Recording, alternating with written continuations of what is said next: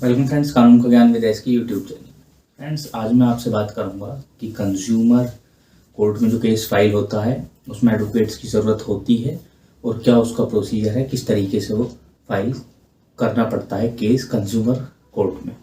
तो फ्रेंड्स, चलिए नज़र डाल लेते हैं आज के कंटेंट पर और बात कर लेते हैं कंज्यूमर कोर्ट में कैसे केस फाइल होता है, क्या प्रोसीजर है, क्या ज्यूरिसडिक्शन आपको देखनी है, सारी चीज़ें इसमें मैं डिस्कस करूँगा आपसे। तो फ्रेंड्स, सबसे पहले तो पहली बात कि कंज्यूमर कोर्ट में केस फाइल करने के लिए वकील की ज़रूरत है या नहीं है। दोस्तों, कंज्यूमर कोर्ट में अगर आप केस फाइल करना चाहते हैं तो आप खुद भी उसमें फाइल कर सकते हैं। वो भी मैं सारा बताऊंगा खुद कैसे फाइल कर सकते हैं, कैसे केस लड़ा जाता है। तो इसमें एडवोकेट की ज़रूरत नहीं है, लेकिन अगर आपका मैटर अच्छा खासा पैसे से वैल्यू रखता है, किसी भी आइटम से ऐसे से वैल्यू रखता है जिसकी कीमत बहुत है, तो ऐसे में एक एडवोकेट हायर ज़रूर करें। 5-10 हज़ार का अगर कोई मैटर है फ्रॉड चीटिंग का, तो इसमें आप एडवोकेट ना हायर करें, तब भी आपका काम चल जाए। तो फ्रेंड्स, सबसे पहली चीज़ लीगल नोटिस इसमें फ्रेंड्स आपको भिजवाना है। अगर आपका कोई सेलर चीटिंग आपसे कर रहा है या फिर बहुत से केसेस ऐसे होते हैं जैसे कि मोबाइल वगैरह ख़राब हो गया, आपकी कंप्लेंट नहीं सुनी डीलर ने या कंपनी ने, तो ऐसे में लीगल नोटिस पहले भिजवा दें। उससे एक फ़ायदा होता है, अगर मैटर पहले ही सॉल्व होने वाला होता है तो आपका भी टाइम बच जाएगा और जो कोर्ट का टाइम है वो भी उसमें बच जाएगा, दोनों का टाइम वेस्ट नहीं होगा।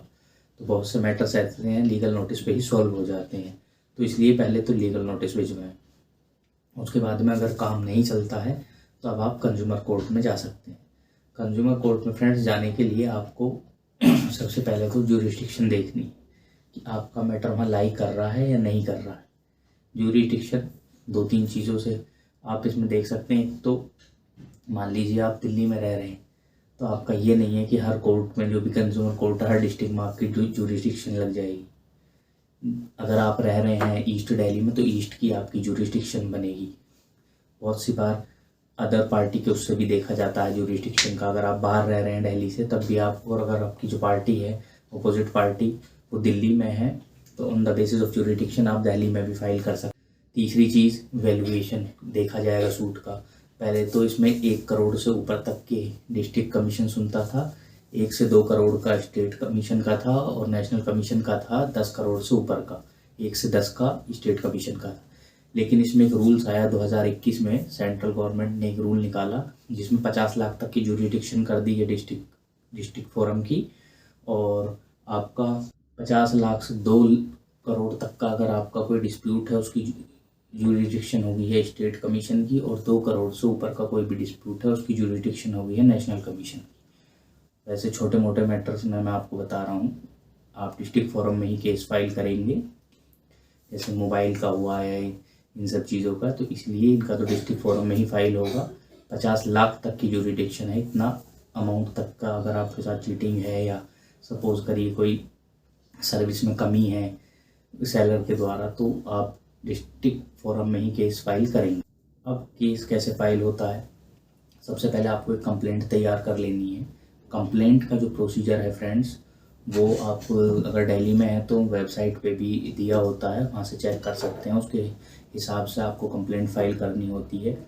देखिए, कंप्लेंट जो आप फाइल करेंगे और जो एडवोकेट फाइल करेगा उसमें ज़मीन आसमान का फ़र्क होगा।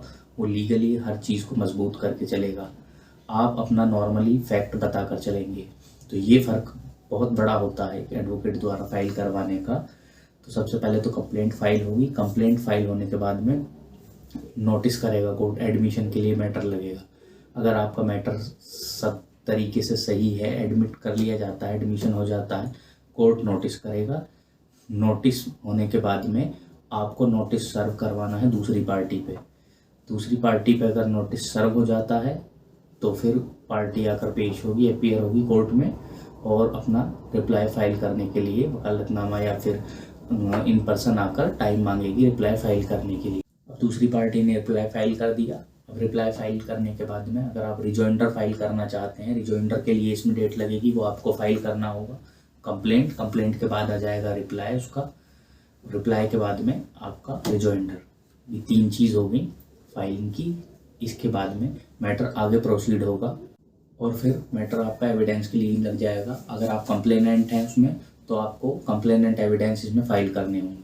कंप्लेनेंट एविडेंस आपने सर्व कर दी, कोर्ट में भी फाइल कर दी और एक कॉपी आपको अदर पार्टी को उसमें देनी हो। कंप्लेनेंट एविडेंस फाइल करने के बाद में आपका मैटर लगेगा जो ओपी है, अपोजिट पार्टी है, उसके एविडेंस के लिए।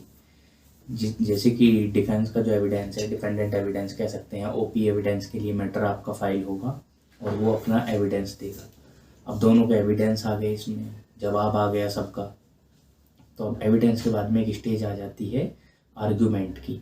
इसमें आर्ग्यूमेंट तो होगी, लेकिन उससे पहले कोर्ट रिटर्न आर्ग्यूमेंट, लिखित बहस के लिए आपका जो केस है वो लगा सकता है। इसमें दोनों को रिटर्न आर्ग्यूमेंट फाइल करनी होंगी।